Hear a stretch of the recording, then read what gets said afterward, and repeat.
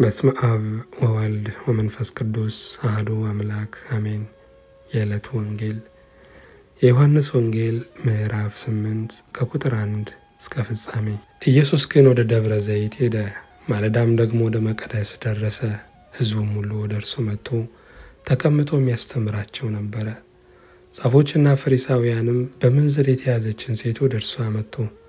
በመካከልም እርሷንም አቁመው መምህር ሆይ ይህች ሴት ስታመነዝር ተገኝታ ተያዘች። ሙሴም እንደነዚህ ያሉት እንዲወገሩ በሕግ አዘዘን። አንተስ ስለ እርሷ ምን ትላለህ አሉት። የሚከሱበትንም እንዲያገኙ ሊፈትኑት ይህንን አሉ። ኢየሱስ ግን ጎንበስ ብሎ በጣቱ በምድር ላይ ጻፈ። መላልሰው በጠየቁት ጊዜ ግን ቀና ብሎ ከእናንተ ኃጢአት የሌለበት አስቀድሞ በድንጋይ ይውገራት አላቸው። ደግሞም ጎንበስ ብሎ በጣቱ በምድር ላይ ጻፈ።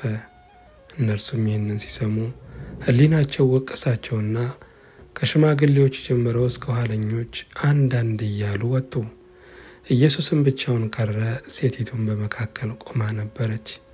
ኢየሱስም ቀና ብሎ ከሴቲቱ በቀር ማንንም ባላየ ጊዜ አንቺ ሴት እነዚያ ከሳሾችሽ ወዴት አሉ? የፈረደብሽ የለምን አላት። እርሷም ጌታ ሆይ አንድስ እንኳን አለች። ኢየሱስም እኔም አልፈርድብሽም፣ ሂጂ፣ ከአሁንም ጀምሮ ደግመሽ ኃጢአት አትስሪ አላት። ደግሞም ኢየሱስ እኔ የዓለም ብርሃን ነኝ፣ የሚከተለኝ የሕይወት ብርሃን ይሆንለታል እንጂ በጨለማ አይመላለስም ብሎ ተናገራቸው። ፈሪሳውያንም አንተ ስለ ራስህ ትመሰክራለህ፣ ምስክርነትህ እውነት አይደለም አሉት። ኢየሱስ መለሰ አላቸውም፣ እኔ ስለ ራሴ ምንም እንኳን ብመሰክር ከወዴት እንደመጣሁ ወዴትም እንድሄድ አውቃለሁና ምስክርነቴ እውነት ነው። እናንተ ግን ከወዴት እንደመጣሁ ወዴትም እንድሄድ አታውቁም። እናንተ ሥጋዊ ፍርድን ትፈርዳላችሁ፣ እኔ በአንድ ሰው እንኳን አልፈርድም። የላከኝ አብ ከእኔ ጋር ነው እንጂ ብቻዬን አይደለሁምና እኔ ብፈርድ ፍርዴ እውነት ነው። የሁለት ሰዎች ምስክርነት እውነት እንደሆነ በሕጋችሁ ተጽፏል። ስለ ራሴ የምመሰክር እኔ ነኝ፣ የላከኝም አብ ስለ እኔ ይመሰክራል። እንግዲህ አባትህ ወዴት ነው አሉት። ኢየሱስ መልሶ እኔንም ወይም አባቴንም አታውቁም፣ እኔንስ ብታውቁኝ አባቴን ደግሞ ባወቃችሁ ነበር አላቸው። ኢየሱስ በመቅደስ ሲያስተምር በግምጃ ቤት አጠገብ ይህንን ነገር ተናገረ። ጊዜው ገና አልደረሰምና ማንም አልያዘውም። ኢየሱስም ደግሞ እኔ እሄዳለሁ፣ ትፈልጉኛላችሁ፣ በኃጢአታችሁም ትሞታላችሁ። እኔ ወደምሄድበት እናንተ ልትመጡ አትችሉም አላቸው። አይሁድም እኔ ወደምሄድበት እናንተ ልትመጡ አትችሉም ማለቱ ራሱን ይገላልን እንጂ አሉ። እናንተ ከታች ናችሁ፣ እኔ ከላይ ነኝ። እናንተ ከዚህ ዓለም ናችሁ፣ እኔ ከዚህ ዓለም አይደለሁም። እንግዲህ በኃጢአታችሁ ትሞታላችሁ አልኋችሁ። እኔ እንደሆንኩ ባታምኑ በኃጢአታችሁ ትሞታላችሁና አላቸው። እንግዲህ አንተ ማነህ አሉት። ኢየሱስም ከመጀመሪያ ለእናንተ የተናገርኩት ነኝ። ስለ እናንተ የምናገረው የምፈርደውም ብዙ ነገር አለኝ። ዳሩ ግን የላከኝ እውነተኛ ነው፣ እኔም ከእርሱ የሰማሁትን ይህንን ለዓለም እናገራለሁ አላቸው። ስለ አብ እንደነገራቸው አላስተዋሉም። ስለዚህም ኢየሱስ የሰው ልጅ ከፍ ከፍ ባደረጋችሁት ጊዜ እኔ የሆን ዘንድ አባቴም እንዳስተማረኝ እነዚህን እናገር ዘንድ እንጂ ከራሴ አንዳች እንዳልናገር በዚያን ጊዜ ታውቃላችሁ፣ ከራሴ አንዳች እንዳላደርግ በዚያን ጊዜ ታውቃላችሁ። የላከኝም ከኔ ጋር ነው። እኔ ደስ የሚያሰኘውን ዘውትር አድርጋለሁና አብ ብቻዬን አይተወኝም አላቸው። ይህን ሲናገር ብዙዎች በእርሱ አመኑ። ኢየሱስም ያመኑትን አይሁድ እናንተ በቃሌ ብትኖሩ በእውነት ደቀ መዛሙርቴ ናችሁ፣ እውነትም ታውቃላችሁ፣ እውነትም አርነት ያወጣችኋል አላቸው። እነርሱም መልሰው የአብርሃም ዘር ነን፣ ለአንድስ እንኳን ከቶ ባሪያዎች አልሆንም፣ አንተ አርነት ትወጣላችሁ እንዴት ትላለህ አሉት። ኢየሱስ መለሰ እንዲህ ሲል እውነት እውነት እላችኋለሁ፣ ኃጢአት የሚያደርግ ሁሉ የኃጢአት ባሪያ ነው። ባሪያም ለዘላለም በቤት አይኖርም፣ ልጁ ለዘላለም ይኖራል። እንግዲህ ልጁ አርነት ቢያወጣችሁ በእውነት አርነት ትወጣላችሁ። የአብርሃም ዘር መሆናችሁንስ አውቃለሁ፣ ነገር ግን ቃሌ በእናንተ አይኖርምና ልትገድሉኝ ትፈልጋላችሁ። እኔ በአባቴ ዘንድ ያየሁትን እናገራለሁ፣ እናንተም ደግሞ በአባታችሁ ዘንድ ያያችሁትን ታደርጋላችሁ። መልሰውም አባታችንስ አብርሃም ነው አሉት።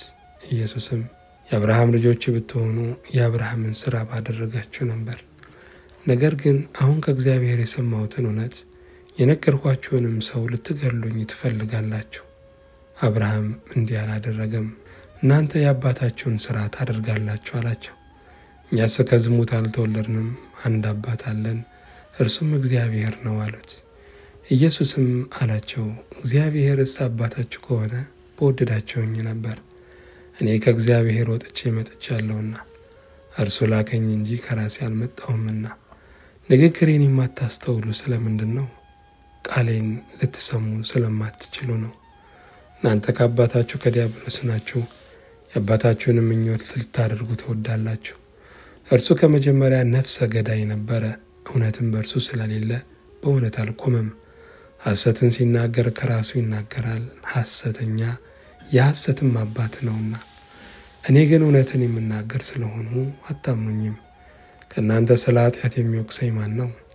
እውነት የምናገር ከሆኑ እናንተ ስለምን አታምኑኝም?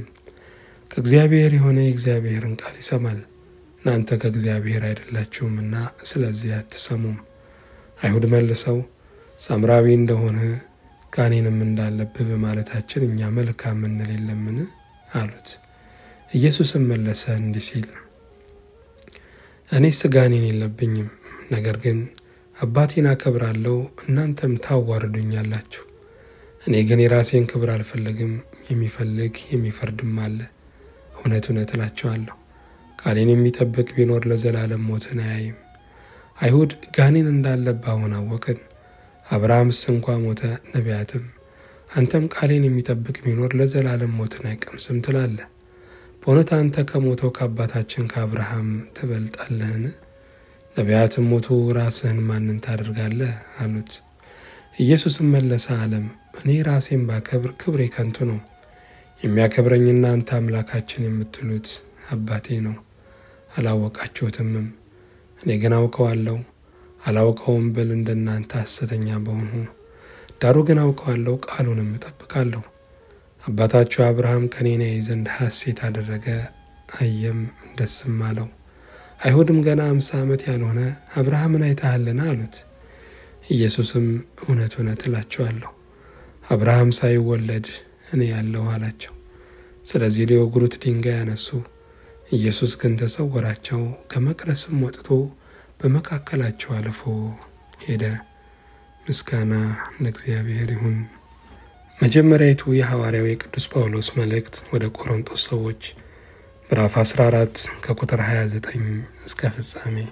ነቢያትም 2 ወይም 3 ሆነው ይናገሩ፣ ሌሎች የሚለዩአቸው በዚያ ለሚቀመጥ ለሌላ ገና አንድ ነገር ቢገለጥለት ፊተኛው ዝም ይበል። ሁሉም እንዲማሩ፣ ሁሉም እንዲመክሩ፣ ሁላችሁ በእያንዳንዳችሁ ትንቢት ልትናገሩ ትችላላችሁ። የነቢያት መናፍስት ለነቢያት ይገዛሉ፣ እግዚአብሔርስ የሰላም አምላክ ነው እንጂ የሁከት አምላክ አይደለምና። በቅዱሳንም አብያተ ክርስቲያናት ሁሉ እንዲህ ነው።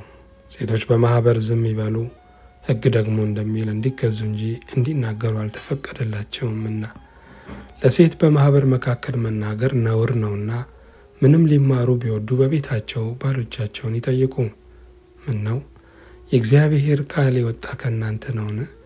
ወይስ ወደ እናንተ ብቻ ደርሷልን? ማንም ነቢይ ወይም መንፈሳዊ የሆነ ቢመስለው ይህች የጻፉላችሁ የጌታ ትእዛዝ እንደሆነች ይወቅ። ማንም የማያውቅ ቢኖር ግን አይወቅ። ስለዚህ ወንድሞች ሆይ ትንቢት ለመናገር በብርቱ ፈልጉ፣ በልሳኖች ከመናገርም አትከልክሉ። ነገር ግን ሁሉ በአግባብና በስርዓት ይሁን። ምስጋና ለእግዚአብሔር ይሁን።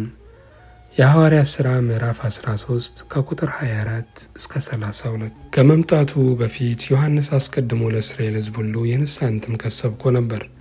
ዮሐንስም ሩጫውን ሲፈጽም ሳለ እኔ ማን እንደሆኑ ታስባላችሁ?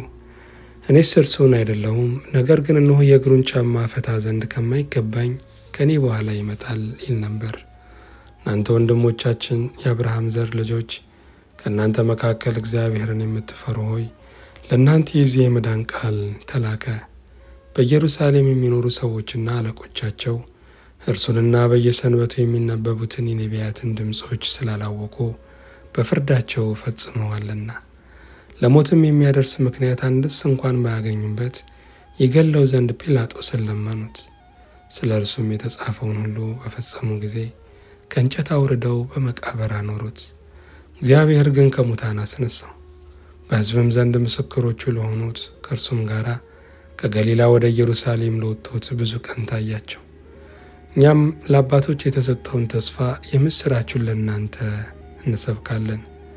ይህን ተስፋ እግዚአብሔር በሁለተኛው መዝሙር ደግሞ አንተ ልጄ ነህ እኔ ዛሬ ወለድኩ ተብሎ እንደተጻፈ ኢየሱስን አስነስቶ ለእኛ ለልጆቻቸው ፈጽሟልና ምስጋና ለእግዚአብሔር ይሁን። የማቴዎስ ወንጌል ምዕራፍ 11 ከቁጥር 1 እስከ 16። ኢየሱስም 12ቱን ደቀ መዛሙርቱን ማዘዝ በፈጸመ ጊዜ በከተሞቻቸው ሊያስተምርና ሊሰብክ ከዚያ አለፈ። ዮሐንስም በወህኒ ሳለ የክርስቶስን ሥራ ሰምቶ ከደቀ መዛሙርቱ 2 ላከና የሚመጣው አንተ ነህን ወይስ ሌላ እንጠብቅ አለው። ኢየሱስም መልሶ እንዲህ አላቸው፣ ሄዳችሁ ያያችሁትን የሰማችሁትንም ለዮሐንስ አውሩለት። ዕውሮች ያሉ፣ አንካሶችም ይሄዳሉ፣ ለምጻሞችም ይነሳሉ፣ ደንቆሮችም ይሰማሉ፣ ሙታንም ይነሳሉ። ለድሆችም ወንጌል ይሰበካል፣ በእኔም የማይሰናከለው ሁሉ ብፁዕ ነው። እነዚያም ሲሄዱ ኢየሱስ ለሕዝቡ ስለ ዮሐንስ ሊናገር ጀመረ፣ እንዲህም አለ፣ ምን ልታዩ ወደ ምድረ በዳ ወጣችሁ? ነፋስ የሚወዘውዘውን ሸምበቆን? ወይስ ምን ልታዩ ወጣችሁ? ቀጭን ልብስ የለበሰ ሰውን? እነሆ ቀጭን ልብስ የለበሱ በነገሥታት ቤት አሉ። ወይስ ምን ልታዩ ወጣችሁ? ነቢይን? አዎን እላችኋለሁ፣ ከነቢይም የሚበልጠውን። እነሆ መንገድን በፊት የሚጠርግ መልእክተኛዬም በፊት እልካለሁ ተብሎ የተጻፈለት ይህ ነውና። እውነት እላችኋለሁ ከሴቶች ከተወለዱት መካከል ከመጥምቁ ዮሐንስ የሚበልጥ አልተነሳም። በመንግሥተ ሰማያት ግን ከሁሉ የሚያንሰው ይበልጠዋል። ከመጥምቁም ከዮሐንስ ዘመን ጀምሮ እስከ ዛሬ ድረስ መንግሥተ ሰማያት ትገፋለች፣ ግፈኞችም ይናጠቋታል። ነቢያት ሁሉና ሕጉ እስከ ዮሐንስ ድረስ ትንቢት ተናገሩ። ለተቀበሉትስ ብትወዱ ይመጣ ዘንድ ያለው ኤልያስ ይህ ነው። የሚሰማ ጆሮ ያለው ይስማ። ምስጋና ለእግዚአብሔር ይሁን።